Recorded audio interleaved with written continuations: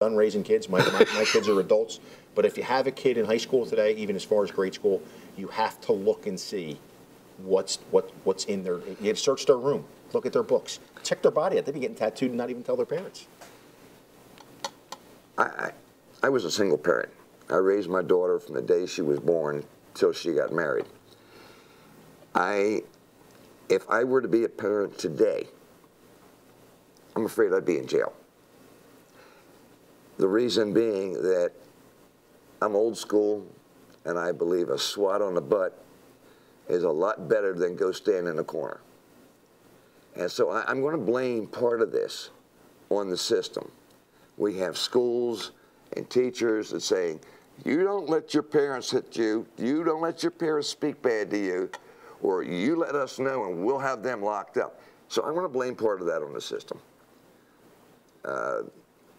I'd be in jail because I believe in swatting them on the butt and letting them know who the authority is. And another thing I believe in is that kids want to be, they want to be controlled. They're not controlled, but they want discipline. And when you don't give it to them, they think you don't care. So therefore, they're going to do whatever they feel like doing. Let me tell you, that's probably the best point I've ever heard since I've been here in Volusia County. This is probably one of the greatest points I've ever heard in my life.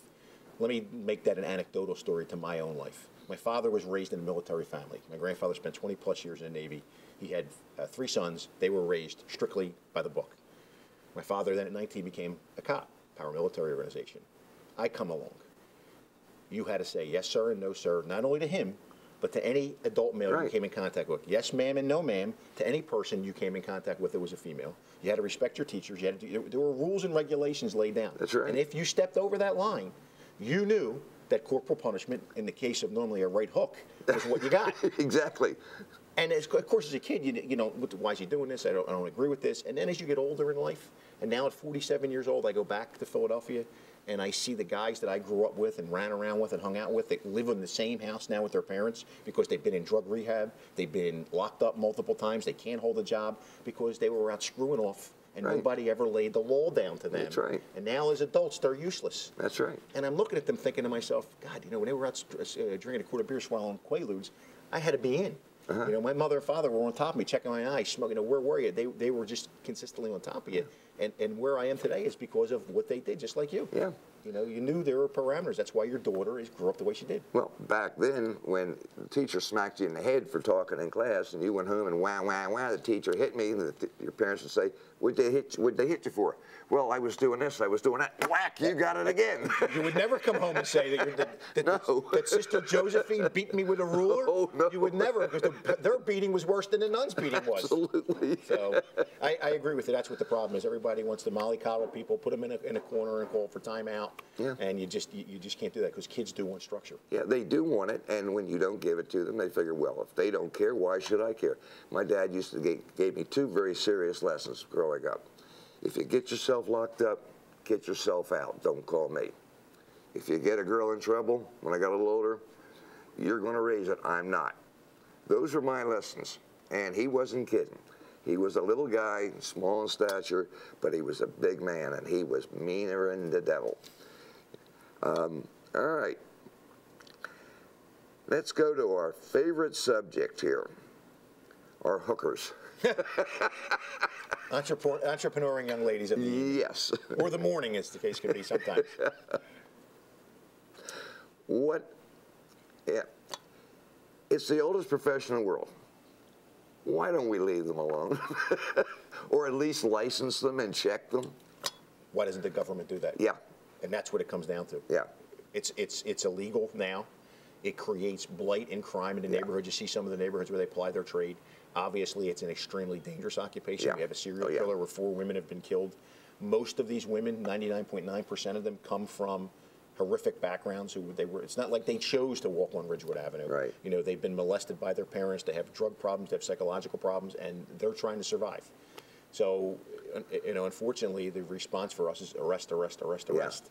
And of course, we flip that around at times, and we you know, that hooker you think you're picking up for a $5 swing in the back seat may turn out to be an undercover Daytona Beach police officer. Then you really got yourself a problem. Yeah, well, I tell the guys, look, if they got all their teeth and they look like they just had a shower today, don't touch them, they're a cop. That's a pretty good analogy. We have an elected official, and I won't embarrass them. They'll call me occasionally and say, you're running a hooker up on Ridgewood Avenue.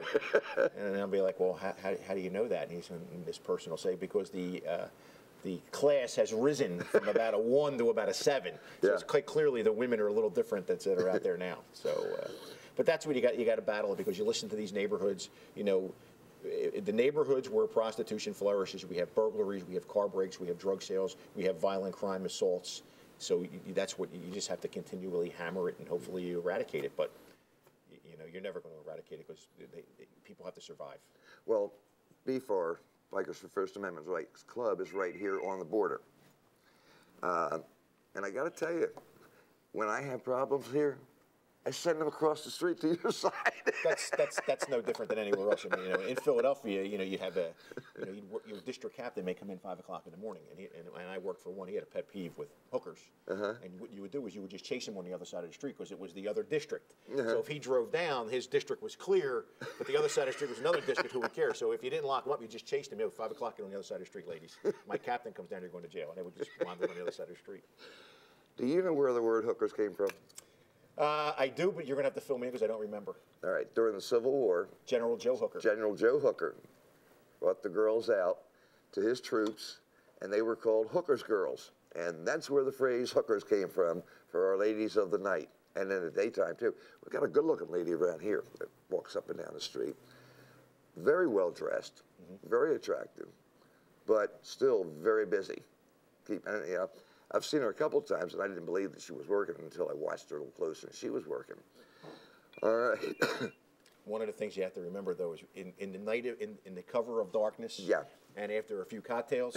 Oh, yeah, they all look great. You know, right, exactly. That's one of the sins of being a man. I guess most of us have that problem. Well, when I was in Okinawa, we used to say, when I was in the service there, we used to say, the longer you're here, the rounder their eyes look. That's pretty good. All right. We have a subject that's come up. As a matter of fact, I'm out and about, like you are, all over the town all the time. And I had a big old burly guy come to me the other day, and he said, because I told him that we were going to do this show. He said, I want you to ask Chitwood why the hell he won't leave the LOs alone. What is the problem? What are they doing, the outlaws? What are they doing in the community that are they causing a problem directly? Personally, I don't have a problem with individuals. As a collective group, all you need to do is Google the outlaws, and you can discover what their top leadership most recently has been indicted and went to federal prison for: child pornography, extortion, murder, racketeering, drugs. I mean, you know, I'm not saying everybody that wears it's an outlaw is a criminal. Right. However, you have an organization that comes into town, and basically that's what we're looking at. We're looking at a organized, it's recognized by the FBI, an organized criminal gang, just like the mafia, just like Hell's Angels, just like MS-13 is. That's what they're known for. And you know, threats and intimidation that goes on, we're not going to stand for it. And you know, we had a great bike week. They were in Port Orange. The Daytona Beach Police Department didn't mess with them. And they didn't mess with us. I mean, that's how they look at it. Yeah. Well, wasn't there one instance where you had set up a command post across the street from their clubhouse? Yep. And the paper reported, "Please leave them alone. Our neighborhood's never been so quiet." You had people, and I have to give them credit. They have a great PR machine. You come into the block, you clean it up, you find some homes, you give them a case of beer, you give them some donuts, and the neighbors go, "Oh, I love this. Nobody's ever paid attention to me." But on the flip side, I have neighbors who were scared to death, who were burning up my phone, the city commission's phone, scared to death over the fact that they had come in and taken over the neighborhood now. And, you know, and that's what you have to look at. You have to look at, you know, it's like anything else. There's people that cheer. It's like Will Chamberlain said, nobody roots for Goliath. The police department's Goliath. Well, of course, I talked to a lot of these guys. I know a lot of them. You got the Mongols, you got the Outlaws, you got the Disciples. and I know a lot of these guys. My feeling is they're really, at this point, a lot of them, and guys, don't be mad at me, but this is the truth. Weren't most of them a bunch of just middle-aged guys just trying to get through life, having a few beers and pretty much staying out of trouble in our local area. Yes. Now, I know from coming outside, there are some bad elements. Yes. But locally, our outlaw group is just, I don't see where they're really much of a hellraisers. As you're looking at it from that perspective, yeah, you're right on target. But there's a bigger perspective from law enforcement that we have to look at. I mean, I grew up, on my block, there were 72 homes, in 72 row homes where I grew up. My name was the only name that ended in a consonant. Everybody else's name ended in a vowel. You either grew up to be a cop, a firefighter, or you were in the mob. And that's how it worked. And the mob guys, not everybody was a quote-unquote made man. Not everybody was doing extortion and stuff like that. And they surround themselves with quality people, people who have and people like to hang out in their clubs, and that gives them the air of we're legitimate, we're doing all these wonderful things while they're doing their nefarious operations through the background and are using the legitimate people to cover for what they're doing. Hey, look, we're great guys, and that's who carries their guns. That's who carries their dope. That's who carries the other stuff. Because some people like to throw in the excitement. I don't want to really be a criminal, but boy, I'd like to go up to that edge there. I'll carry that stuff for you. Don't worry about it. What's going to happen to me? I don't have a criminal record. So you have to stay on top of it. It's just like anything else. And it's not just the outlaws. We focus in, there's a motorcycle gang task force that comes to town. It's made up of federal, state, and local officials for Bike Week and Biketoberfest, and it travels all around the country.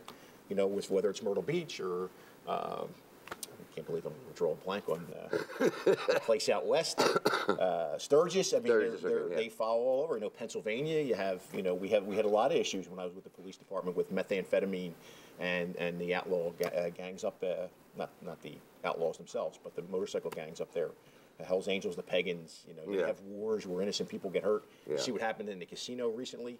Out west. So, you know, there's a thing that happens there that, you know, you have to jump on top of it. And here in Daytona area, in the Daytona area, do we have, during Bike Week and Biketoberfest or any other time of the year, how much of a problem do we actually have locally with these motorcycle clubs? Minor.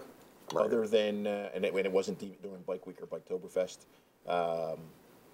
There was an incident on South Street where somebody showed up and fired up their clubhouse. Some guy showed up with an AK-47 and unloaded in the house. Nobody was hurt. He got arrested. That occurred, I think it was around August of 2008, maybe.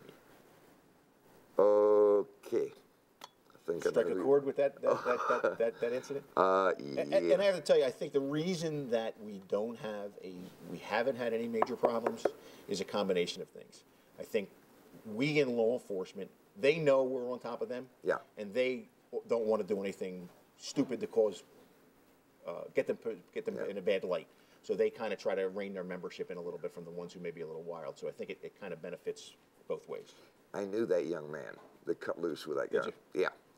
He was a stolen or borrowed gun, I think, and he threw it out of the van. Threw it out of the van. Yep. And the van he was driving formerly was owned by my mother-in-law. Oh. Yeah. Well, he didn't tell us that at the time. But having said that, let me see if I can get a call to detectives. We'll get you on paper. Yeah, I know who the young man is, and he's still behind bars.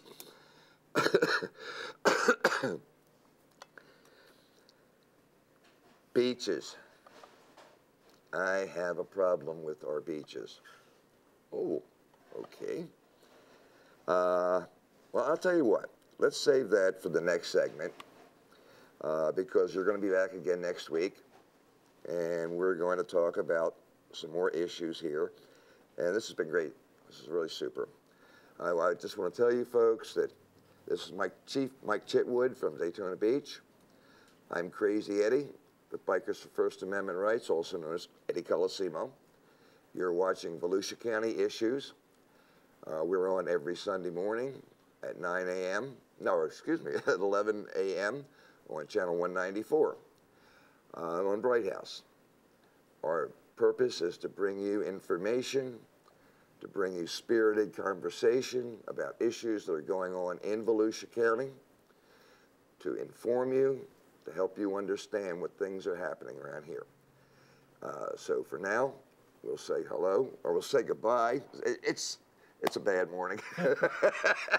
Anyway, We'll see you next Sunday right here again with Chief Mike Chitwood for another half-hour show and some information and inspiration on what's going on here in Volusia County. Thank you.